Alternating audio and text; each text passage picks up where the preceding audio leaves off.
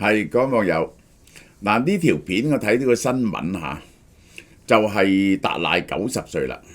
咁咧就係講佢嘅轉世嘅安排將會係點樣樣。咁呢個就係牽涉到西藏嘅局勢啦。咁就係國安呢一個負責人嚇，國安嘅主管呢個陳文清啊，哇又要帶大家打場咧就好緊張嘅決生死嘅。關於係唔係西藏分裂嘅鬥爭鬥爭咗咧？呢個西藏問題咧，到而家咧已經鬥爭咗呢個70幾年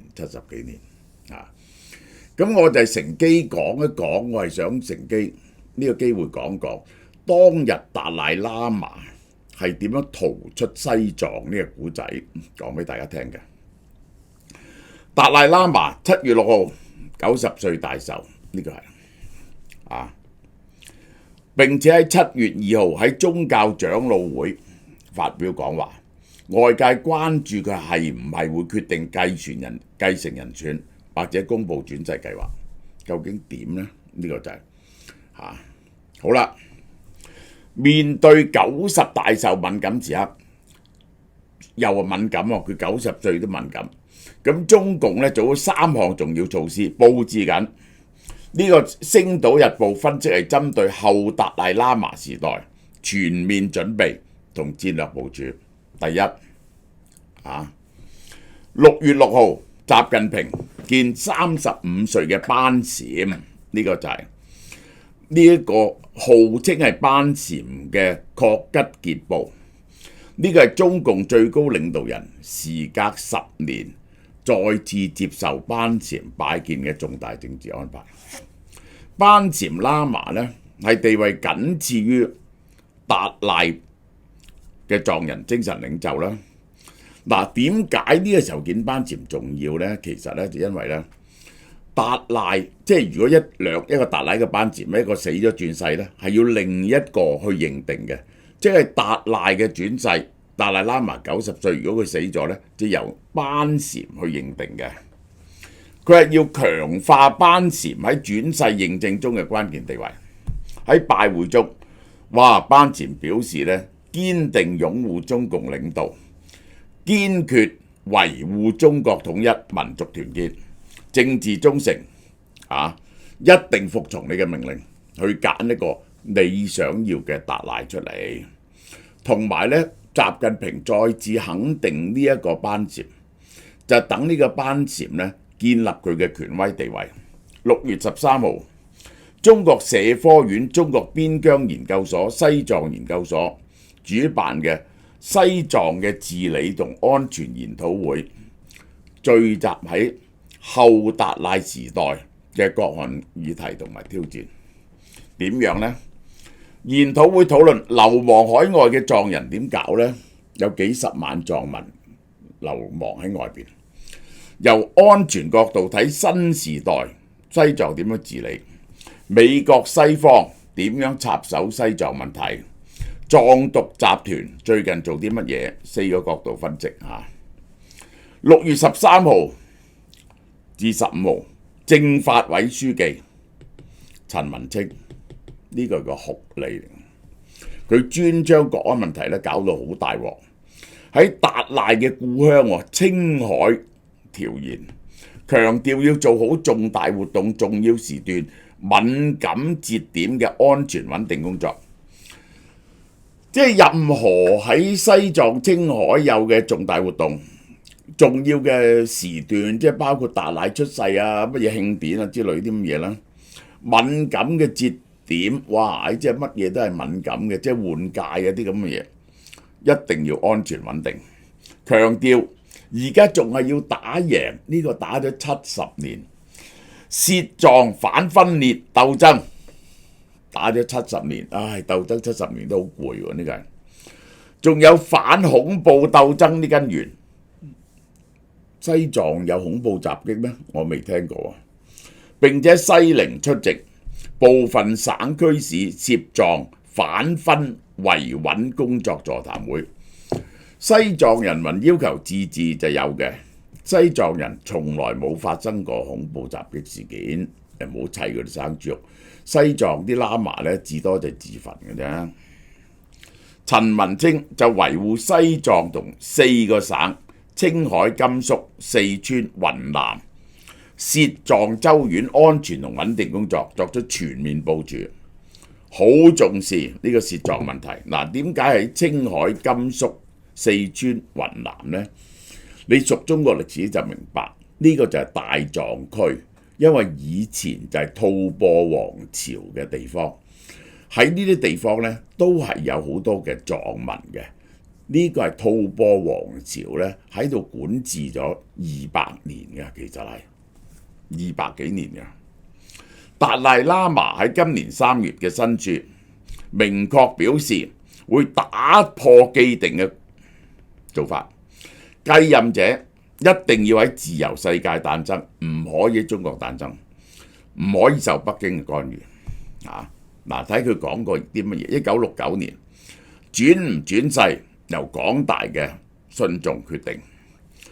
2011年佢話如果中共等住我圓寂並預謀密謀自認我認定我嘅轉世，當我揾到一個達賴呢個喇嘛嘅年齡嘅時候呢，我到咗一世達賴喇嘛呢個一世達賴喇嘛83歲嗰陣時，佢就會作出決定啦。呢個就係呢個係其實呢一個佢83歲，佢而家90歲，即係7年前應該2018年決定㗎。2018年、17年、2014年呢，佢話佢希望死後呢唔好再轉世，結束咗450年嘅達賴轉世。咁後來北京話就唔轉世。達賴喇嘛2015年接受星期日泰晤士報，希望呢轉生做個金髮嘅女孩，又淘氣又漂亮嘅。如果大部分人西藏人覺得呢個古老嘅機制唔再重要，自動終止就好啦。我就係最後一個達賴喇嘛。佢好擔心北京呢就用咗達賴喇嘛呢個號召，就揾一個佢哋指定嘅人呢做達賴喇嘛。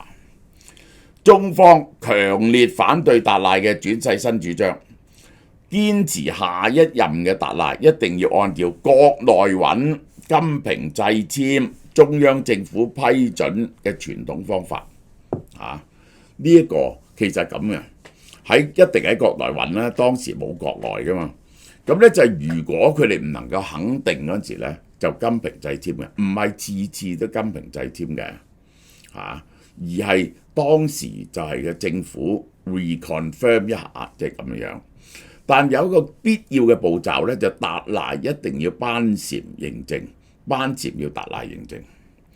中國將達賴列為披着宗教外衣、從事反華活動嘅政治流亡者。呢個咁就係達賴呢。嗱，我要澄清下，達賴從來冇話西藏要獨立嘅，佢夾硬砌佢西藏呢要自治嘅啫。其實佢希望佢好似即係19年之前嘅香港咁樣一國兩制啦。呢個2007年頒布咗藏傳佛教活佛轉世管理方法，規範轉世程序。第10世班禪1989年死咗之後呢，1995年選咗11世嘅班禪。咁後來呢，就係達賴呢就認證咗嗰個班禪。北京呢就話要金瓶掣籤，咁呢就揾咗3個人嚟金瓶掣籤。後來呢，就而家有口供證明呢，中共係作弊喺個金瓶掣籤嗰條，佢想嗰個人嗰條籤呢係長啲嘅，佢哋結果呢就揾咗佢哋指定嘅嗰個而家嗰個班禪出嚟。咁嗰個班點樣揾呢個班禪出嚟呢？其實就係梗係佢父母兄弟控制。佢父母兄弟驗過係有啲大中華嘅諗法，容易控制嘅人啦。而達賴認定嗰個轉世靈童呢，而家唔知去咗邊嘅。中國拒絕承認達賴認定嘅班禪轉世，另選一個人作為官方認定嘅班禪，即係將來達賴轉世呢都有同樣嘅分歧嘅。現任嘅14世達賴，講翻達賴嘅古仔啦。佢個名呢就叫做釋迦比丘丹增嘉措1935年喺西藏東北嘅一個貧困農家度，本名叫做拉莫頓珠。根據藏傳佛教傳統咧，達賴喇嘛咧就係文殊菩薩同埋觀音菩薩嘅化身嚟嘅。達賴嘅名咧就智慧如海，呢種轉制方式咧延續咗幾百年。無論係達賴喇嘛或者班禪，佢嘅稱號嘅誕生咧，我講過啦，呢個我喺呢度再 remind 一下大家，係來自蒙古皇宮嘅賜封同供奉。格魯派為咗抗宗族派教派影響咧，就向蒙古地方傳教，同蒙古貴族建立咗強大嘅聯盟。最終咧就借助蒙古喺青海同西北嘅軍事力量，擊敗咗紅教同白教。其中設立班禪制度咧，就係擺喺後藏嗰度，等唔好一個達賴咧就管晒所有嘢。達賴就駐守喺拉薩前藏，呢個就係班禪就係後藏。達賴咧就係對外做外交嘅嘢嘅，班禪咧係學者，係內修權威嘅學問核心。達賴嘅名咧就即係好似海咁廣闊，文殊菩薩化身，好似智慧好似海咁嘅闊，顯教密教全部明白，集大成者，呢個就叫達賴喇嘛。第13世達賴喇嘛喺1933年圓寂之後咧，負責搜尋嘅委員會認定成長於西藏新精神領袖嘅轉世靈童。高階嘅僧人呢，就根據啲神秘嘅線索揾出轉世靈童嘅，譬如發夢發到啲乜嘢啦，出嚟同大家講。咁即係點解呢？達賴火化嗰陣時，嗰啲煙霧吹向邊邊呢？如果佢哋仲唔明呢，就去西藏聖湖拉姆拉措嘅湖面睇下啲異象。經過2年努力，尋訪團隊根據聖湖異象指示揾到達賴喇嘛嘅家鄉。當時佢屋企人咧喺度清理緊1米咁高嘅鏟緊雪，佢喺度。轉世認證嘅過程咧嚴謹而複雜嘅，僧人咧就會俾啲疑似，俾個疑似靈童好多物件，包括上世達賴喇嘛嘅遺物。如果佢揾得翻出嚟咧，就係轉世有力嘅證據，俾幾樣嘢佢揀嘅。呢個係2歲嘅丹增嘉措通過呢個認證測試，被選為14世嘅達賴。於是就要接受多年嘅宗教訓練同佛學修習。4歲就進入布達拉宮接受嚴格教育，到10幾歲嗰時咧就叫坐床。之前咧就由啲其他人幫佢處理嘅正事嘅。1950年呢一個共軍入藏，咁咧呢個就係呢個西藏政府咧，其實喺呢一個中華民國建立滿清倒台至1950年咧，西藏係獨立嘅。實際上呢40年咧，呢38年咧都係獨立嘅。佢哋統治嗰個閣下政府咁咧就西藏咧就派軍入去，中共派軍入去，咁咧就閣下政府咧派軍抵抗，領軍嗰個人其中一個嗰啲官員就結果咧閣下軍隊一敗塗地啦，梗係遇到藏軍。咁於是咧就係1951年簽署咗17條入藏17條，其實就好似香港嘅1國2制咁，容許西藏自治嘅。16歲嘅喇嘛嘅達賴咧就開始親政啦，呢個就係坐床啦，呢個叫做1959年發生咗咩事咧？呢個就係其實咧到咗50幾，佢哋話咧唔管呢一個西藏嘅內政。後來到咗50幾年嗰時咧，全中國即係大陸咧已經做完咗土改，西藏進行土改，其實咧就一定要打倒西藏嗰啲地主同埋貴族啊嘛。咁嗰啲僧侶咧通常都係擁有好多土地，於是咧就進行緊土改。土改呢，亦都你知大陸嘅土改就會係相當之殘忍㗎啦，係咪？咁於是呢，就同埋西藏同埋呢個達賴同埋嗰啲密教嗰啲密宗嗰啲喇嘛呢，佛教教育嗰啲勢力呢，發生重大衝突。1959年2月7號嚇，達賴嗰年20幾歲，達賴喇嘛同解放軍西藏軍區副司令鄧小通傾緊，決定3月10號去西藏軍區，記住呢個西藏軍區睇民工團演出，而唔按慣例喺羅布林家觀看。本來呢嗰啲民工演出呢，就會去羅布林家嗰度林卡嗰度就做一次俾達賴睇嘅，佢就決定去民工團嗰度睇。由於燈光同佈景技術困難啊，軍區呢就安排達賴喇嘛去軍區禮堂睇呢個演出，但係呢唔俾達賴嗰25個警衛團入去喎。咁於是達賴就唔入去嘅，其實就係、因此就翻轉頭，因為懷疑佢哋對達賴不利，西藏閣下政府呢認為呢解放軍唔俾衛隊隨行係對達賴唔尊重，危及安全。因為當時喺青海同埋四川西藏區呢，好多喇嘛被邀參加活動之後呢被拉咗嘅，佢哋懷疑佢想拉達賴，因為嗰陣時整個大西藏區呢已經好多人走入去呢一個拉薩，向達賴哭訴，話佢哋鄉下呢進行緊土改。其實真正嘅情況就係咁。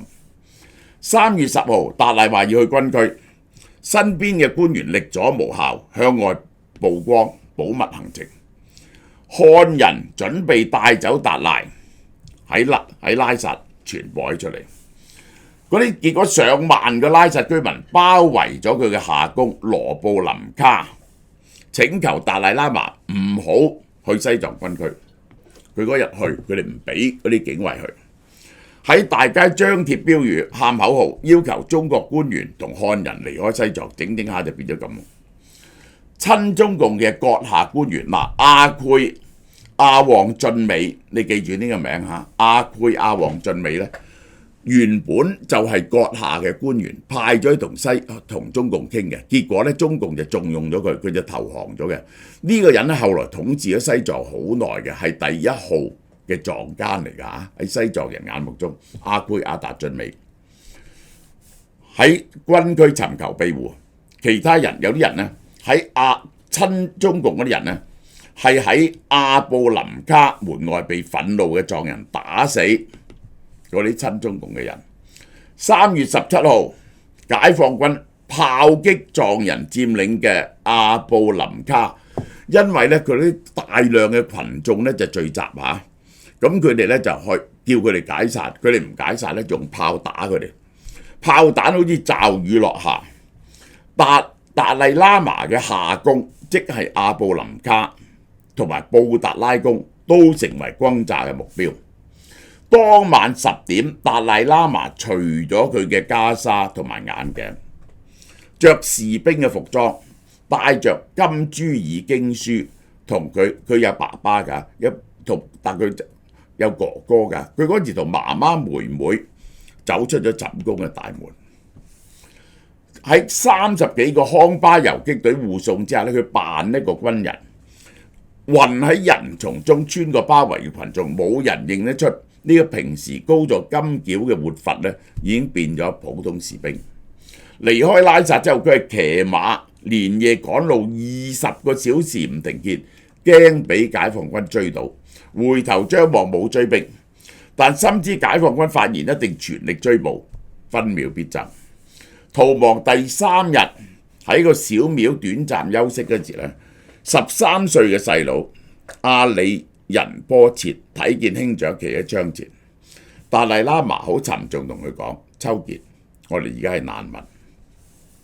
途中達賴一行逃避解放軍嘅巡邏隊同飛機，夜晚隱藏，白天隱藏，夜晚趕路，穿越咗雅魯藏布宮，只係將一靠一張嗱呢啲咧就係咧吹咗氣啊，將啲牛皮同埋啲羊皮啊，呢個咧就係呢個野尼牛嘅船渡河，非常驚險啊！嗰啲叫用牛皮吹咗個波出嚟嘅，紮咗佢同埋羊皮。逃亡7日，喺中印邊境高山峻嶺接到消息，離開2日後啫，阿布林加遭猛烈轟炸，好多人咧死咗。其實就係咁。高原體質嘅達賴落到平地之後咧，患痢疾，虛弱到冇辦法騎馬，只能夠騎喺性情溫和嘅牛背，繼續艱難嘅逃亡之路。14日跋涉之後，終於踏上印度。4月3號獲得尼赫魯政府庇護，開啟65年嘅逃亡生涯。到現在為止，65年嘅逃亡生涯。嗱，我講個古仔俾大家聽，即係咧佢哋咧我睇過達賴嘅自傳啊。佢話毛澤東請佢1950幾年嗰陣時去北京慶祝呢個新年，咁咧就慶祝咗新年咧就。呢個毛澤東喺食飯有同佢講，即係宗教咧係呃人嘅，根據馬克思主義。咁去到咧，到咗呢一個慶祝過咗午夜新年嗰時咧，根據西藏人嘅風俗咧，要撒啲鹽上個天度，表示對神嘅尊敬。佢睇住毛澤東打個眼色俾佢，將鹽撒落地下，表示對宗教嘅藐視。其實係咁。達賴喇嘛嘅逃亡生涯成就咗個由雪山獅子蛻變為國際精神領袖嘅傳奇人生。我睇過佢講佛法嘅，佢其中有一樣嘢講出嚟好得意嘅，即係佢講修練佛法其中個覺悟嘅途徑就叫清明夢。你發夢嗰陣時咧，知道自己發緊夢，而中國依然為咗對付佢而精心佈局。佢變咗個世界精神領袖，攞個諾貝爾和平獎。好多人都信仰達賴喇嘛，好啦，嗱，呢個 Q10啊，呢個都係最後7日啊，跟住落嚟咧絕對冇噶啦嚇，504蚊呢個240粒，食咗令你充滿活力嘅啊，攞咗呢個黑池跳舞大獎啦。呢一個就係呢兩樣嘢都係咧最後7日啦。57600。送2個活髮素，1個獵戶素，男士護生素，加埋晒咁多嘢，27600。呢一隻咧就係輕啲嘅 NMN Life Collagen， 有呢個微膠原蛋白，加一個雙重免疫益生菌幫你消化，血脂落、血糖落，係幫你減低三高。佢每粒係冇咁重嘅200幾嘅啫，呢個係400。同埋呢個價錢咧唔係嘅，食4個月，呢個價錢食1個月嚇，個價錢唔會爭咁遠。同埋呢個腦燒樂，等你個腦唔好退化，夾埋762蚊，5樣嘢啊，1、2、3、4、5、6樣嘢喎，6盒嘢喎，食1個月嘅 collagen。呢個咧27600咧就食4個月嘅啊，同埋每粒重好多嘅400mg，有 DMG 白藜蘆醇同大腸做啦。2個活髮素加俾你，1個獵戶素，呢一個1個男士維生素，最後7日啦嚇。喺呢個紅米時代嚇，韓式酸辣唐揚雞、和風湖麵、煙三文魚、秘製麻辣鮮牛肉嘅冷烏冬，而家天口熱咧，食呢啲冷烏冬咧就最好嘅，61蚊，好嘛？好多謝大家。